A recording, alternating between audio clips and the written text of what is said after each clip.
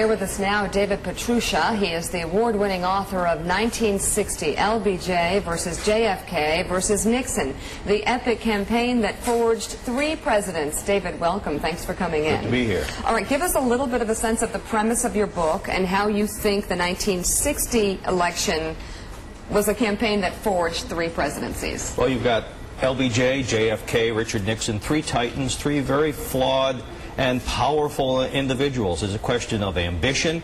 It's a question of JFK carrying the family banner when his older brother Joe is killed in World War II. You have LBJ coming from a family which is on the downside, and Richard Nixon just sort of middle American and coming up elected to Congress following World War II, the Alger Hiss case, and becoming Ike's 39-year-old vice president. There you go. And David, Pat Buchanan has a question for you from Washington. Hi, David. Can you tell us about the machinations and how people stood in Kennedy's camp when Jack Kennedy picked as his vice president a senator he had run against who had called his father basically an appeaser of Hitler and an ally of Neville Chamberlain? I mean, how did that go down in the Kennedy family? All hell broke loose everywhere, not only in the Kennedy family, but in the liberal wing of the party and the conservative wing of the party. The Southern conservatives in the Senate didn't want to exchange a majority leader who was their friend for a vice president. The vice president wasn't worth all that much then, or is it worth that much now? But it turned out that the vice president actually was worth a lot. In terms of electoral policies, or the politics, because that delivers the South to Jack Kennedy.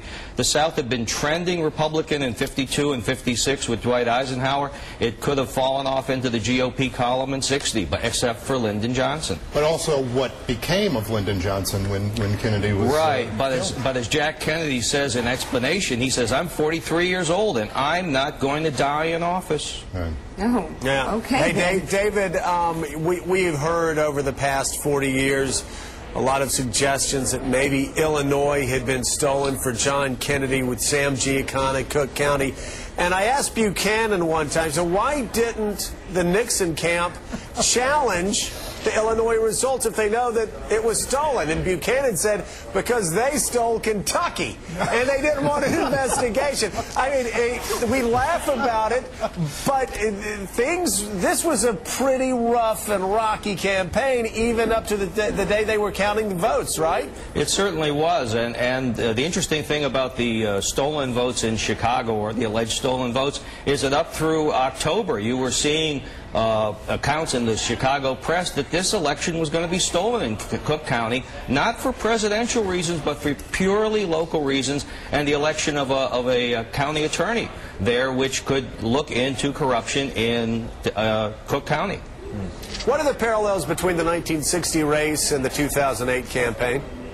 The parallels would be identity politics, where you would have, in 1960, race or religion and geography. JFK's Roman Catholicism and LBJ's Southernness. Could either one be elected?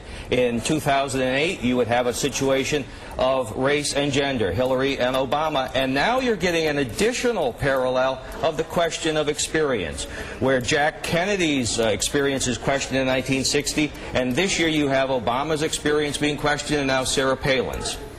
All right, David, what was Robert Kennedy's reaction, and did he resist putting LBJ on the ticket? He screamed all the way. He really hated it. These guys went back all the way to the McCarthy era when RFK was working for Joe McCarthy, and there was bad blood between RFK and LBJ going back to the early 1950s, and would continue for their entire until RFK is assassinated in 1968. All right, David, an absolutely fascinating story. Thank you for being with us. The book is 1960, LBJ versus JFK versus Nixon. It is a must-read this election season.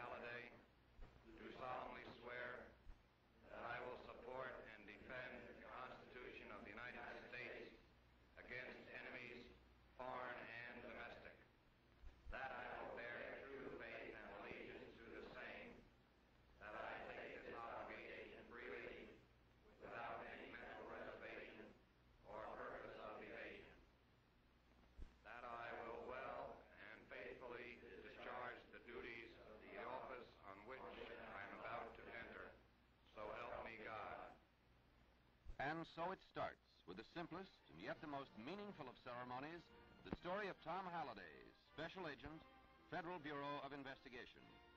Briefcase, revolver, and coveted badge. These are symbols of a new trust, a new responsibility. And Tom Halliday must learn to carry them with the respect and honor that is an FBI tradition. A bus ride is the beginning, a trip south from Washington to the U.S. Marine Corps base at Quantico, Virginia. This college-like building is the FBI Academy, the place where Tom and his classmates will both live and learn during most of the 13 weeks of training that lie ahead. It will be for Tom like going back to school, sharing a room with 3 other agents in training. Keeping personal possessions, no matter how valuable, in lockers that need never be locked, and finding out day by day the meaning of teamwork and its importance in the FBI. This is a time of sacrifice for Tom Halliday, sacrifice that will continue through his years of service. He knows it, accepts it, and so too does his family. Taking up his FBI handbook, Tom is ready for the lectures and book learning that are fundamental in his training. In the weeks to come, the Academy's work and study program will fill his days from 7 in the morning until 11 at night.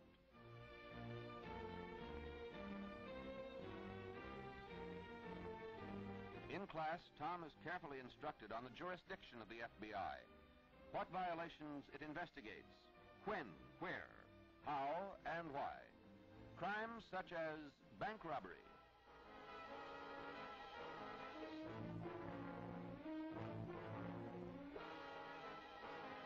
kidnapping,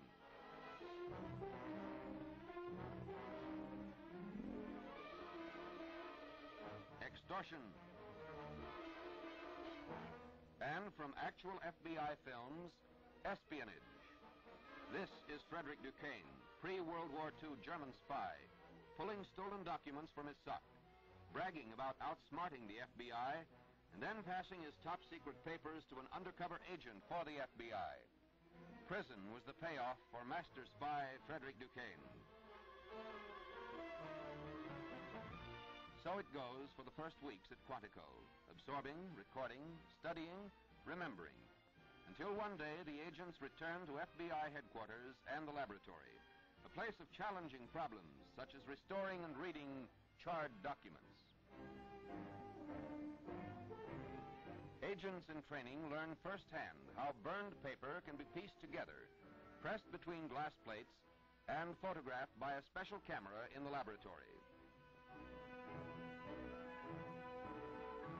Here, the note is mounted in place. The camera uses highly sensitive infrared film to bring out the writing on the charred half. It is focused from the rear.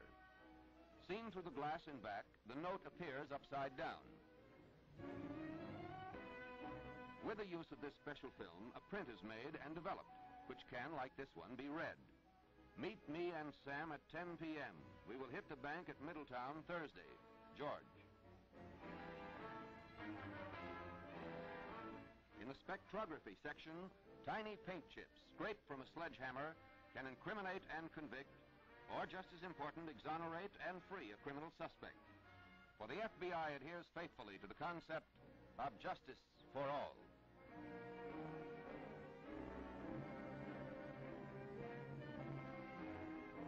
The tip of this cartridge, being inserted into an electron microscope, contains a residue of smoke smaller than a pinpoint. The electron microscope, many times more powerful than the ordinary microscope, can actually see through the specimen